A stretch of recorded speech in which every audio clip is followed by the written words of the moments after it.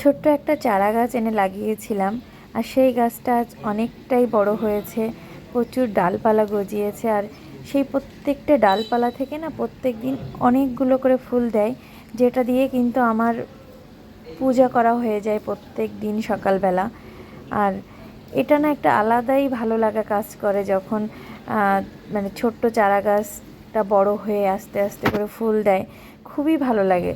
আর সকালবেলায় আজকে অনেক ফুল ফুটেছিল, আমি সেগুলোকে তুলে বাবার কাছে নিয়ে দিলাম। ঠাকুর ঘরে বাবা পূজা করছিল, তো আমি সেই ফুলগুলো এই যে তুলেছি। তোলার পরে এগুলোকে নিয়ে কিন্তু বাবার কাছে দিয়েছি। আর এই বেলি ফুল গাছেও একটা বেলি ফুল ফুটেছিল। বেলি ফুল মাঝখানে না অনেকগুলো করে ফুটতো, এখন কমে গিয়েছে। তো আজকে একটা ফুটেছে, সবগুলো ফুল নিয়ে কিন্তু বাবার কাছে দিলাম পূজা করার জন্যে।